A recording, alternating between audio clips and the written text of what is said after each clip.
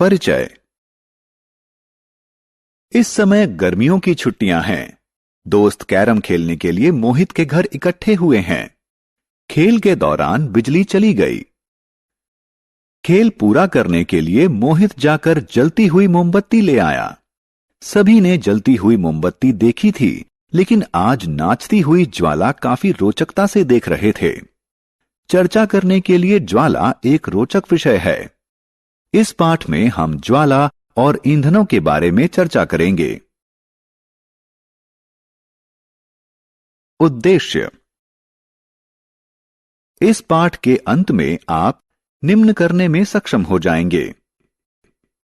ज्वाला की संरचना की व्याख्या करना, ईंधन और ईंधन क्षमता को परिभाषित करना, ईंधन जलने के हानिकारक प्रभावों की व्याख्या करना।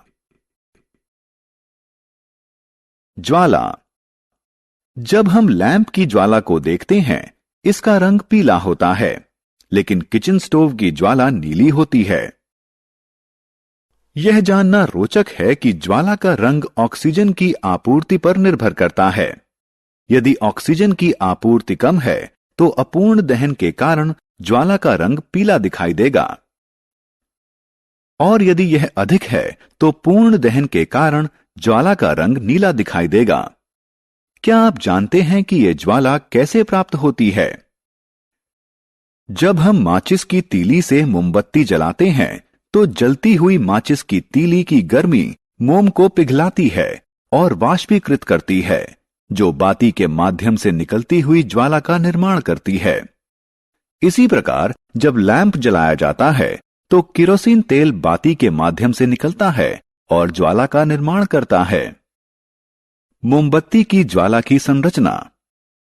मोमबत्ती की ज्वाला को 3 भागों में विभाजित किया जा सकता है: भीतरी जोन, मध्यवर्ती जोन और बाहरी जोन। मोमबत्ती का जलना। आइए हम रोहन द्वारा किए जाने वाले क्रियाकलाप को देखें। वह कांच की एक प्लेट को चिमटों की सहायता से ज्वाला के चमकदार जोन में रखकर दिखा रहा है।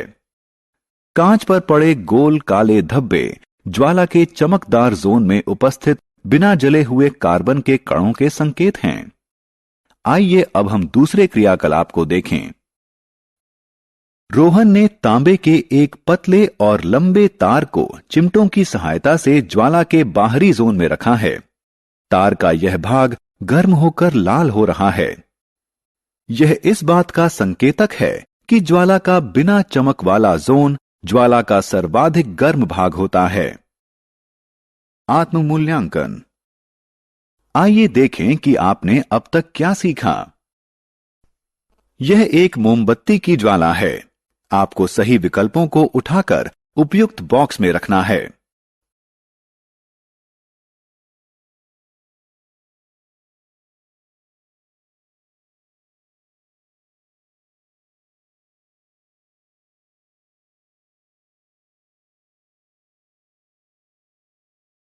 ईंधन और ईंधन क्षमता।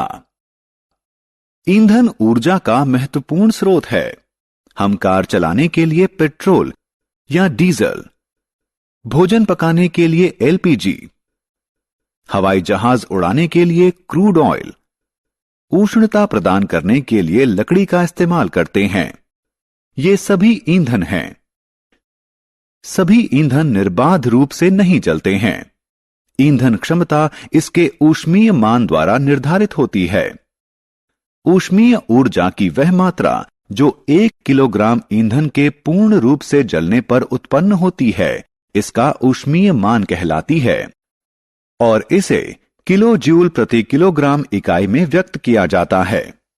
एलपीजी का ऊष्मीय मान लकड़ी या कोयले से ज्यादा होता है, इसलिए एलपीजी लकड़ी या कोयले की तुलना में बेहतर ईंधन है। ईंधन जलने के हानिकारक प्रभाव। ईंधन महत्वपूर्ण है, लेकिन ईंधन की अत्यधिक खपत के कारण पर्यावरण पर हानिकारक प्रभाव पड़ते हैं। वाहनों और उद्योगों से उत्सर्जित होने वाले धुएं में बिना जले हुए कार्बन के कण होते हैं, जो वायु प्रदूषण का कारण हैं। यह सलाह दी जाती है कि जिस कमरे में कोयला जल रहा हो वह कमरा बंद करके कभी ना सोएं, क्योंकि कम ऑक्सीजन के कारण कोयला पूर्ण रूप से नहीं जलेगा।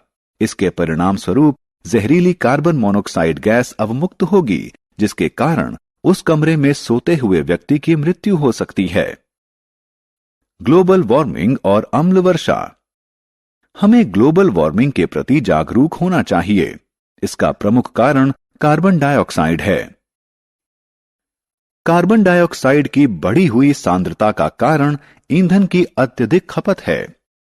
ग्लोबल वार्मिंग के कारण पृथ्वी के तापमान में वृद्धि होती है। इसके परिणाम स्वरूप ध्रुवीय ग्लेशियर पिघलकर समुद्र के जल स्तर में वृद्धि करेंगे। इसके कारण विश्व के निचले हिस्सों में बाढ़ आ जाएगी। वायु प्रदूषण का अन्य हानिकारक प्रभाव अम्ल वर्षा है। ऐसा वर्षा जल जिसमें उद्योगों और पेट्रोल इंजनों से अवमुक्त होने वाले सल्फर व नाइट्रोजन के ऑक्साइड घुली हुई अवस्था में मिश्रित होते हैं। यह त्वचा, मिट्टी, खड़ी फसलों और इमारतों के लिए अत्यधिक हानिकारक हो सकता है।